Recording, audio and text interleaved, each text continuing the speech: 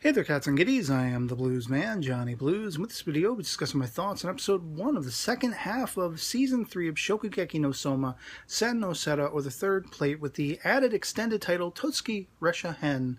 And I am so stoked that Shokugeki no Soma is back. I love the series. I love Soma Yukihira and his misadventures and adventures in Toutsuki Academy, everything like that. You'll have to forgive the video format, the backdrop of my video. It's changed because of an injury I sustained in the last couple of days. I don't know what I did exactly to my back, but I have been in severe pain for the last couple of days, and was almost entirely planning to forgo doing any kind of video coverage of anything till I healed up. But it's one of those things where I'm a creative, type of person. I don't want to let it go for too long unless I decide to call it quits all told, and I'm not there yet, even though it's something I have contemplated. And I wanted to talk about it as I did with my last couple of, first impressions videos for Megalobox and then 3D Kanojo Real Girl before that. I mentioned a couple of other anime episodes, first episodes that I had watched, and just sort of briefly, talked about my first impressions of them, whether I enjoyed them or not, that kind of thing.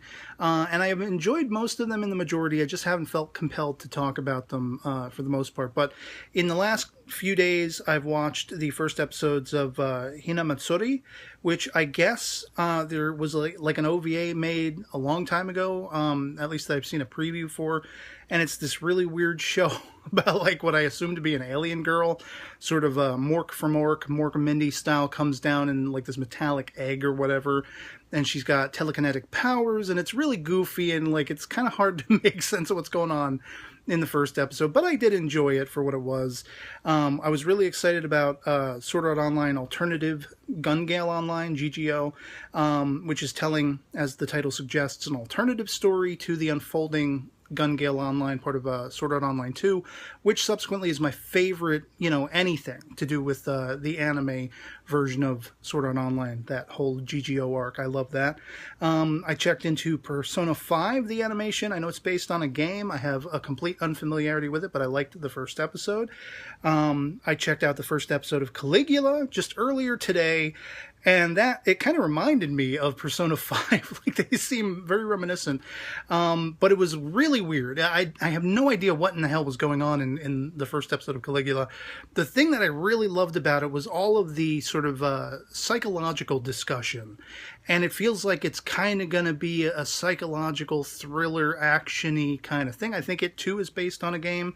And I also checked out Maho Shoujo Site, which might as well be called Maho Shoujo Shite, as far as I'm concerned. I didn't enjoy it at all. It's over the top, in the extreme, abuse and hardship and bullying and just... I don't know. I'm going to give it a second episode, but we'll see. But that's everything that I've watched in the last couple of days that I haven't talked about already.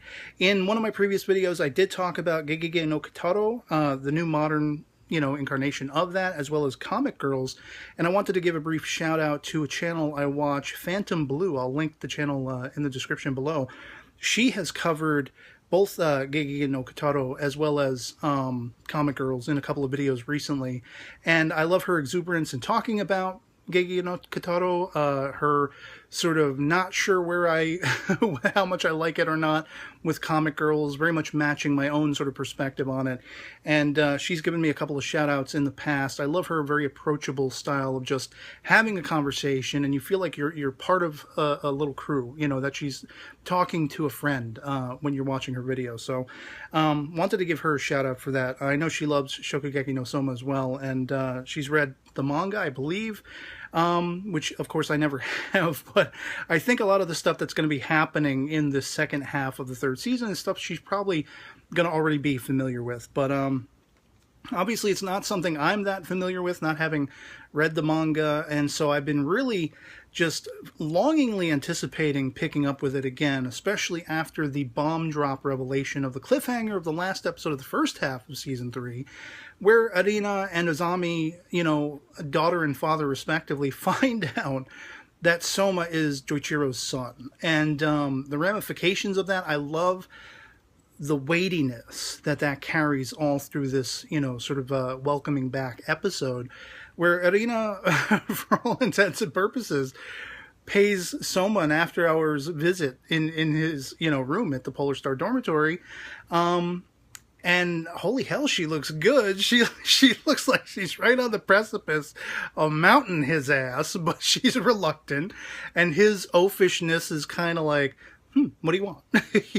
Like no attraction, no thoughts of wow, you look good, young lady. Like nothing like that. He wants to know why she's there. Why are you paying me a visit?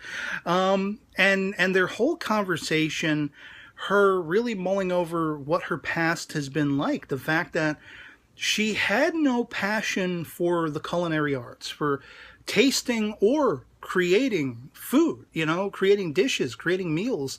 She had no interest in any of it. She found no passion in any of it until she inadvertently one day encountered Joichiro making some food for her grandfather.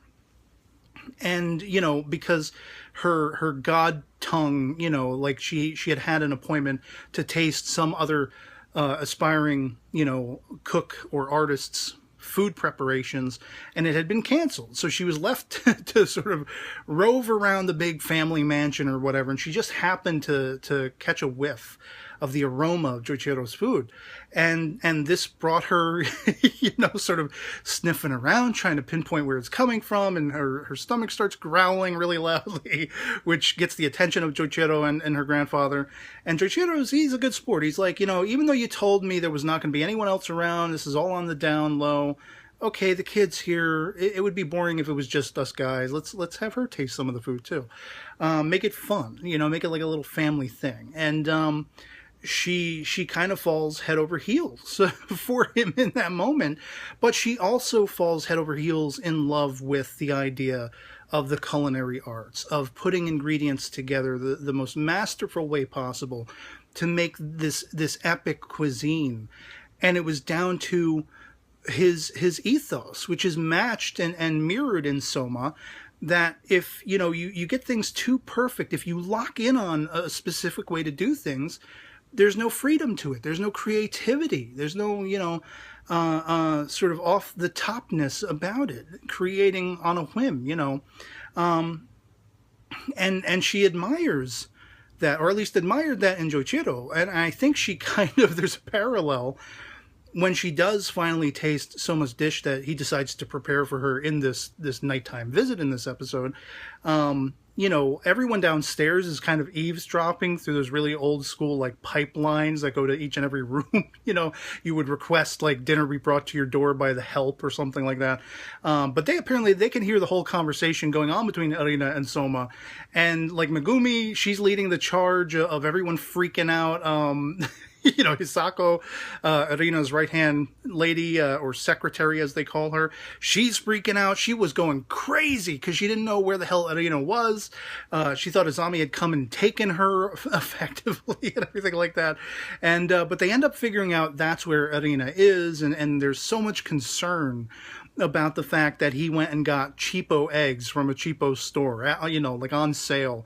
But it turned out to be something he had done with deliberance. He did it deliberately because of the way they would be prepared. If they were frozen, the yolk, it would come out more creamy and like a sauce rather than like runny and like just, yellow liquid like yolks tend to be when they're not cooked.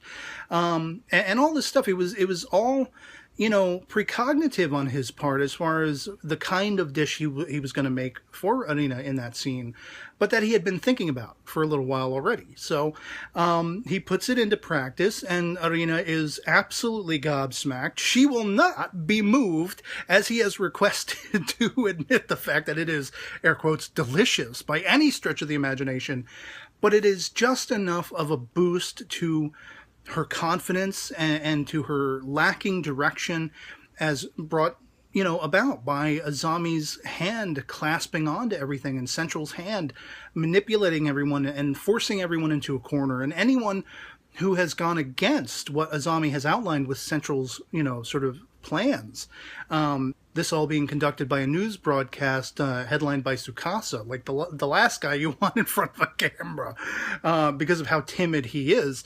But he delivers the message, anyone who's not going to play by the rules is outski. You know, they're widening the gamut as to how many people can be accepted, but it is all under, you know, the agreement that you match what they set out ahead of you. You know, you match their requirements and their rules forcibly, or you're out. You know, that kind of thing. So, of course, Soma doesn't give one crap about any of it. You know, he's like, well, we're just going to do the best we can.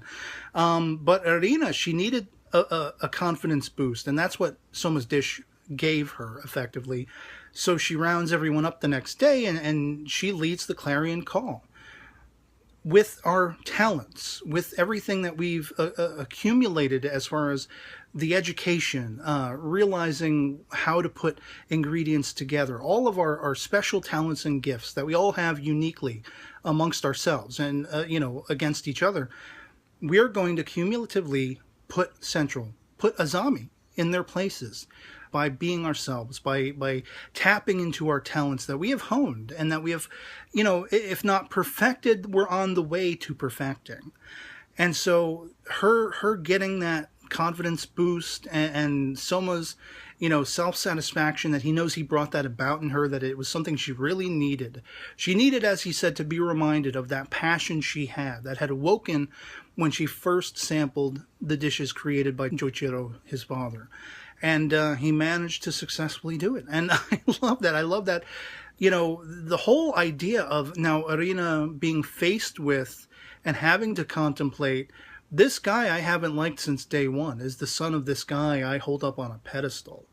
And how similar they are. And isn't it just oh so convenient that we're almost the same age, if we're not the exact same age? And is romance on the horizon between them? I would actually love that. I doubt it. I highly doubt it. But it is something I've given some thought for a long time now. How ironic would it be? But how satisfying would it be if Soma and she ended up together in some way, shape, or form? Even if it were only like, you know, as compatriots to this anti-sensual movement that is seemingly unfolding right now. But I am so stoked, as I said at the start of the video, that Shokugeki no Soma is back with its second half of Season 3, Sen no Sara, the third plate, Toutsuki Ressha-hen, or Ressha-hen. I always want to say Ressha-shen, but it's Ressha-hen. And I'd love to hear from you guys in the comments below. If you've seen episode 1, if you're welcoming it back as excitedly as I am, love it or hate it, anything goes in the comments below. What you know, hope, if you have any hopes or plans, expectations for Soma and Erina aligning, whether romantically or just as compatriots to the cause and everything like that. If you ship any other characters in the show, maybe Soma and Megumi is what you would most like to see, you know, that kind of thing. Maybe Soma and Mitokumi, Nikumi, you know. And, but yeah, I'd love to hear from you one way or the other. And otherwise, that'll be pretty much it for me on this. Hope this video finds you well. And I'll catch you all later. Peace.